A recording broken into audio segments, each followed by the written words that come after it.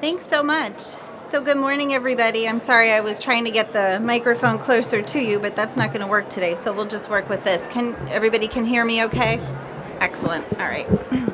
So yes, I spent 15 years in industry before coming to academia, so I am now in Scranton, home of the office, and so I wanted to welcome you this morning to Stand Out and Survive, looking at job interviewing, the differences between academia and non-academia. How many of you have worked in traditional industry outside of academia? What industries did you work in, or what was your job? Film. What was yours? Nonprofit? Oh, a couple of you nonprofit? Okay. All right. How many of you are getting ready for an interview? Couple people. Okay, is this your first interview? Okay, so you have a little jitters going on, wondering, right? And how many of you are here actually because you're going to be doing the interviewing? Anybody here doing that, interviewing? No? Okay. All right, so just so I have a little idea. So today you're going to leave, especially for those of you going into an interview pretty quickly, you're going to leave with at least 3 tips, maybe more, that you can implement in your interview right away. Okay? All right. So, those of you who have worked outside of academia and maybe are now inside of academia, what are some of the differences that you might find in a job interview? The job interview process. Any ideas? Major differences? Definitely the length, right? It's like an Olympic event. Seriously, yes. Anything else? Any others? I'm sorry. The demos, right? So you have to teach in front of people, which is, nerve-wracking enough as it is. And then you have to do your research in front of people, right? So yes, those are definitely, I think, I know they are the major differences, right? So let's talk a little bit now about some of the interview stages that you'll go through. So right now in my department, we are conducting a search, and we are at the stage where we are really looking to put together our shortlist. So you want to consider your resume and your cover letter as the vehicle to get you to this shortlist. Anything you can do to stand out on your resume and cover letter, it just gets you on the shortlist. That's its ultimate goal. How many of you know what a shortlist is? Couple people. So the shortlist is, right now we have a slew of resumes. We've gone through them and we're narrowing it down to maybe 6. Okay, that is our shortlist, or maybe 3 will be our shortlist. And everybody has a different way of doing that. The way I like to look at resume and cover letters is I don't even read the cover letter until I've looked at the resume. And so I am looking, especially, a couple years ago, I had a position. Now, this was outside of academia, but I had a position. I had 150 people apply to this position. There's no way I'm reading 150 cover letters. So I would look through those resumes, and my whole job was to eliminate. How can I eliminate just to get down to the core group? And that is what recruiters, that's what the committee is going to do. They're going to try and figure out who really stands out to me and who can I eliminate right off the bat. And that's how you get onto that short list. So anything that you can do to include things on your CV, on your cover letter, that will specifically talk to some of the key words that you found in that call for the job, very important. Because again, remember, you want the sole purpose of that CV and resume and that cover letter is to get on that short list, okay? The next stage might be, I have on here stages 2 and 3, the screening and the first interview. There could be 2 separate interviews. They might put them together. The screening would be, we have a lot of applicants. We have some extra questions for these applicants. So we're going to call some of these applicants and talk with them on the phone. And our whole goal there, again, is to eliminate, right? We might say, okay, we only have 6. We're going to do video interviews with all 6 people. And so they may then do a video interview with you. They might use Skype. They might use Zoom, or their WebEx. I mean, are there other video platforms you've used to do interviews? No? How many of you have done video interviews already? How did it go? Okay. Yeah, okay. So a couple of things to keep in mind, video interviews. I have a friend who gets so nervous about video interviews, and I tell her it's all about the mindset, right? It's all about thinking about you're not on camera, forget the camera's there, right? Forget about it. Just think about it as if you're talking to somebody else or if you're on the phone with somebody, and just try and really get over that mindset, because really being in front of a camera makes a lot of people pretty anxious sometimes. So that is the first key thing to think about. The second thing you really want to think about is, where do you look? Did you have that problem? Where do you look? Because if you look here on this laptop, you'll see the cameras standard on most laptops are right about here. And if you look into that camera, the person then sees you as though you are maintaining eye contact with them. Now, if you look at the screen to their face, where you feel like you should be looking, right? You feel you should be looking at their face, right, on the screen. They will not see you as maintaining eye contact with them. So it's important that during your interview you look at that camera. And now I know it's going to be a little bit difficult because you want to maintain eye contact. You feel like you're losing that nonverbal. You can't see if they're nodding. You can't see if they're smiling, right? So it is a little bit more difficult when you're doing that. So when it's their turn to talk, that's your time to look into the screen, and that's your time to gauge their nonverbals at that point in time. Because what they're doing is they're now looking at the camera. They have the same problem that you just had, right? So make sure that you look at that camera. The next thing is your outfit. So it's very tempting because, when you're on video, they're only going to see you, from there up, right? And so it's very tempting to have those fuzzy bunny slippers on. Did you get fully dressed? You did, yeah. And you probably did that because when you put on a suit and you feel like you're ready to go, right? And you feel more, it gives you that sort of confidence to go ahead and do a good job on that interview. So that would be the third thing I would talk about. The fourth one is a cheat sheet, okay? They can't see what's on your desk. They can't see what's pinned on the wall behind you. So if you want to have some notes, like big bullet points, just to remind yourself so you don't forget to say something.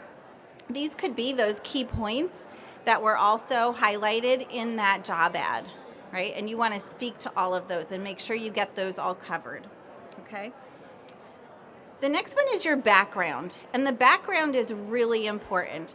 So I have a former student who did an interview recently, and he has this great cat who just appeared in the video during the interview and then proceeded to crawl on his head during the video interview. Now, it was an internship. The person who was interviewing him loved cats, and it was fine. He got the internship. But, my guess is not all interviewers are the same. So if you have pets, if you have children, if you have a spouse, if you have anything, in-laws living with you, family, whatever, if you can, number one, if you can find somewhere at your university to go and lock yourself in a room where there's no noises or distractions, that's probably the best. If not, you want to really take a look at what's behind you in your home area, wherever you're going to be. What does the decor look like behind you? What can they actually see on their screen? Do you have stacks of paper everywhere? Is it a mess? Are they going to see your bed behind you, for example, if you're in a dorm room? Okay, so think about what are those things that you might have that they could see, and that's really important. And I'll share a couple of stories with you here. So, do you all remember this guy? This guy went viral, maybe 2 years ago now, right? So you could see in the bottom right there, his daughter in the yellow sweater. So he was doing a BBC interview, and I think he really thought this was his 15 minutes of fame, right? And so out comes his daughter with the yellow sweater, and I don't know if you remember, at one point he was really trying to push her away, and then in comes the little toddler in the little round thing, and then the nanny comes zooming in. If you haven't seen this, you have to Google this because it's hysterical. The nanny, I don't know if it's his wife, zooms in and she's trying to grab the kids, and then she zooms in again and closes the door, and he's just totally distracting to him. It took him right off of his game, okay? Now, this is not my student, but you could imagine this was the closest I could find to what my student had to look like during his interview, right? So you don't want that to happen. And then this one, I found this on the internet. You got to love your students, right? So this is my office. I have no idea when this picture was taken. Apparently I was not happy about it, but you could see if I were doing an interview at that time, I have a mess of papers on my desk. I've got a mess on the floor. The background's all right. It shows a little bit of my personality. It's got some color to it. And that's one of the nice things with your background that you should really think about is show a little bit of your personality. That's okay, right? In academia, we celebrate personality. It's okay to be different, to have different interests. Sometimes that gives them a different point to talk about. That same student who had the cat on his head, he also put on his resume that he bowls, and that was one of the things that they loved about him, that he bowls, right? Because it set him apart from other people. It gave them an opportunity to see a little bit about his personality. And you might also think about spending some time looking online. For example, this website, cultivate.com, gives you some ideas for under $99 how she redecorated her background for her interview that she did. Right, so there's some places online where you could look for some tips about that. So let's go back to our interview stages. We'll say you've gone through 1 through 3. Now you're looking at stages 4 and 5. Sometimes, most of the time, these are combined together, stages 4 and 5. This is going to be your job talk and your research talk, your meeting with the department, right? And so a couple of things that you want to think about as you go through these interview stages, right? We call this the on-campus interview. You've made it through the video, you've made it through all that other stuff. Now you're on campus. So you really want to think about how do you plan ahead. At some point in time, you're going to have travel arrangements made. You might be flying in, you might be driving in, and so you'll want to discuss with maybe the department secretary or the chair of your search committee in terms of what are those plans? How are you going to get there? You don't want to have something where you're flying in, you're going to get off the interview, and you have to go right into an interview. If something goes wrong with your flight, it's going to be delayed. You'll have to redo it or come back. So you want to make sure you come in at least the night before, if possible, right? And you also want to think about who are the people you're going to meet with. What's the schedule for your day? For this, you think about it as an Olympic event, right? When you go on this Olympic event, who are the people you're going to meet along the way? And the reason you want to know that is you want to be able to go online and check them out before you get there. What do they research? What do they teach? Have they won any awards? Is there anything special that you need to know about them? And so that way, when you meet with them, you can be prepared to talk with them maybe about their research and how your interests combine, something that they're teaching. Maybe they went to the same doctoral program that you went to, or a friend of yours went to, or your mentor went to. You're trying to find some connection there to build a bond and start a relationship with some of these folks. The other thing that you want to look at is the department itself. What is the department going through? Did they just get a new chair? Are they going through some new curriculum changes? Did they win an award? Is there something important going on in the department that you should know about? You may need to address that when you get there, or at least acknowledge that you know that that's what's going on. All right? So the next thing, again, dressing appropriately. I have a former student who, they went on this interview at this university, and they said, man, when I got there, the person interviewing me was wearing shorts. If I had known that, I would have worn shorts too, right? And I see the shaking the head, no, don't wear shorts, right? And so eventually she got the job, and she talked to them about the shorts, and they said, oh yeah, no, if you had come in shorts, there's no way. You have to earn the right to wear the shorts, and you're not there yet, right? So you've got to put that suit on. You've got to make sure everything is ready to go and you look professional, you look the part.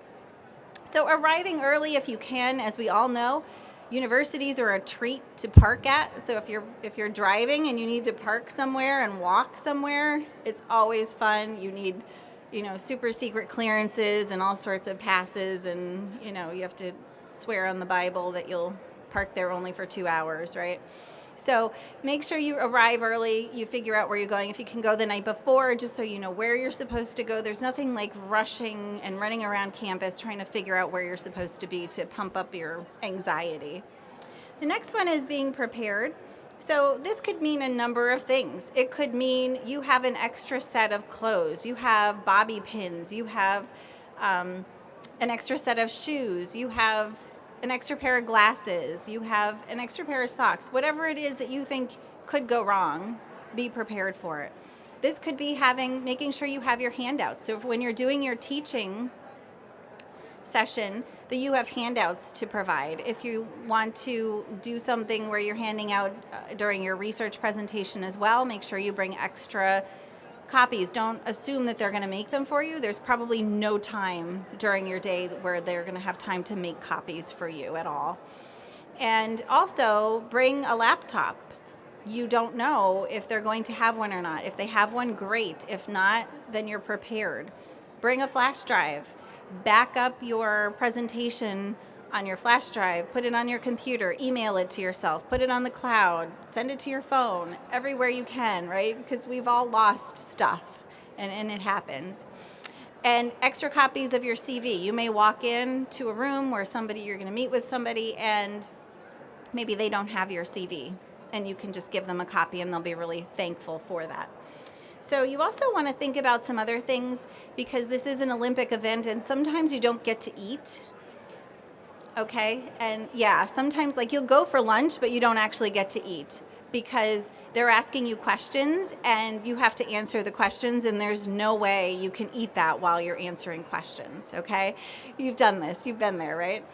So you also need to think about what you're going to order if they take you out, right? So no spaghetti, right? Nothing that we have to slurp, no soup, just think about what are the things that you can eat cleanly without making a mess on you, the table, your neighbors, that sort of thing.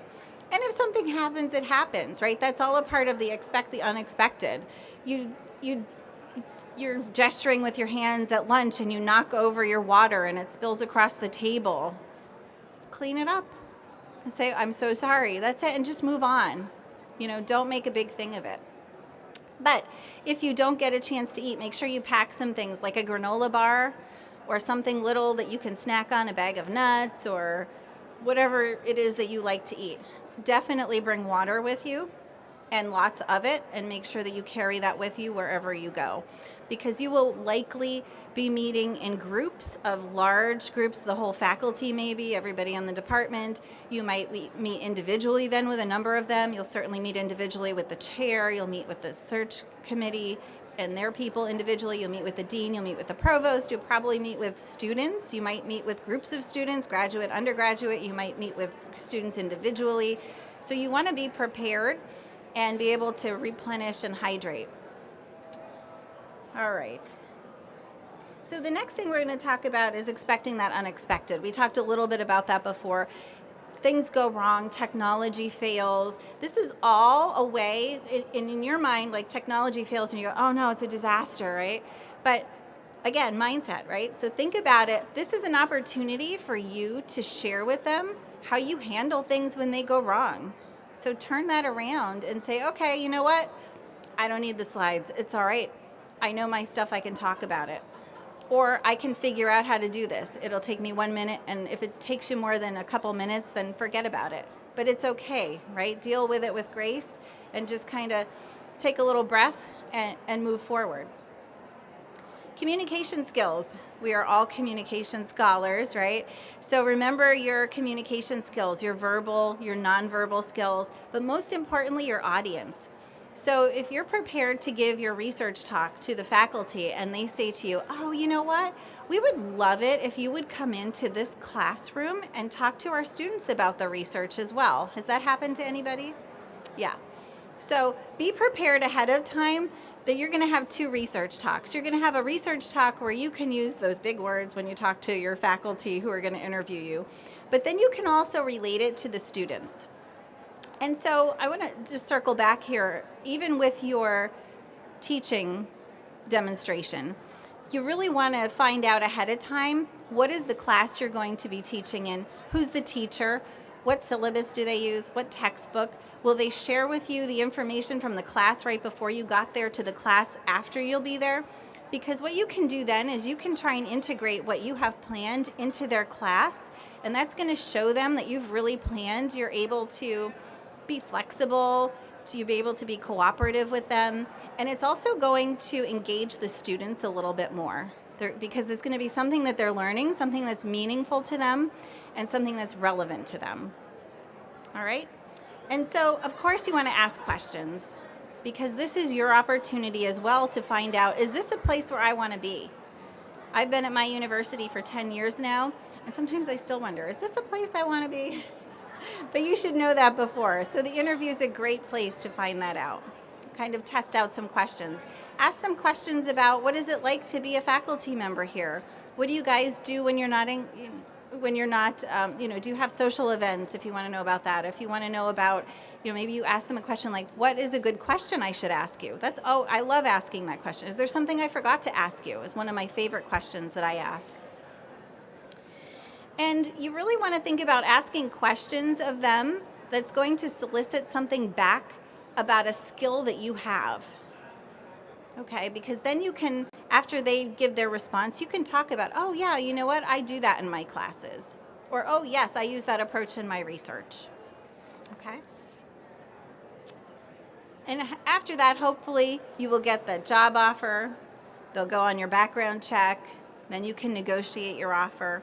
But one of the biggest things you need to remember after you're done with your interviews, each set of interviews, right, are those thank you notes. They mean a lot. And so I often get a question, should I email or should I handwrite? Yes, right? So quickly, you can send a quick email to everybody. Thanks so much, I had a great time, I'm on my way home, whatever, something short and sweet. But I would also follow up with a handwritten note, because that will really set you apart in the interview process. I can't tell you, we have tons of people coming in, and that one person who might have been like, well, I really like them and I really like them. I get a handwritten note from this one and I don't get one from this one. Guess who's getting the job? Because that means so much to people.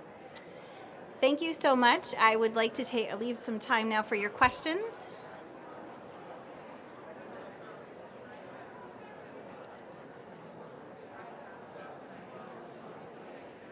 We also there's a Facebook group called Ph.D. Professional that a colleague and I started a few years ago, and that is a good place for folks who are looking to transition from either academia outside or outside into academia.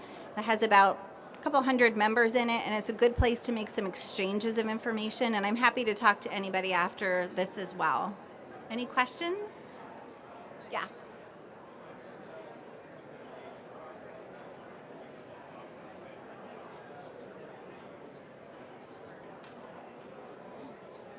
So the question was about the negotiation process and how to manage that. Okay, and so ask for money. I mean, what is it that you want, right? If you can find out what the salary range is, go to the upper end of the salary range. Keep in mind, a lot of times you're negotiating with the dean. The dean is oftentimes someone who came from the faculty, and their only job is that they can't go over this number. And sometimes they will tell you, well, I can't go over this number. Well, okay, give me that number. Because they're going to come in at the low end, right? And I'm going to tell you, especially for the women, for whatever reason, the men seem to have no problem asking for this, but the women have a lot of problem asking for this. So the women really have to just ask for it. Because if you don't ask for it, you're not going to get it. And if you ask for it, they might say no. But that's okay. You won't know the no until... Now, you can also negotiate things like your computer. So if you like a laptop, ask for that when you come in. If you like a specific laptop, ask for that, because that will be put in your contract, right? And if you don't ask, you're not going to get it. You'll have a desktop, maybe, And if there are other things that you want, ask for it when you come in. I tried the parking thing. That doesn't work, but you could try it, The worst they do is say no, right? Did that help? Other questions? Was there one over here? That was the question. Okay.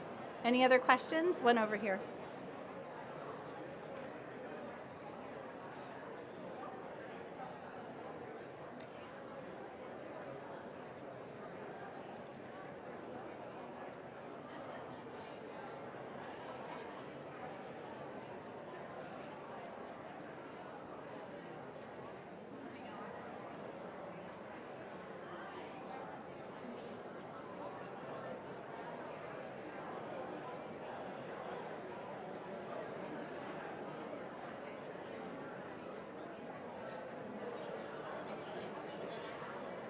So the question was about international students and about permissions to be in the country. And so we had a suggestion over here to say that you would be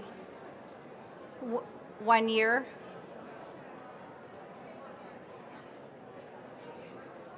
Okay, so that was a really good suggestion on that one too, yeah. Any other questions? No? Well, thank you so much. I'll stick around for a couple minutes. If you have questions, I'm happy to answer them. Thank you. Good luck.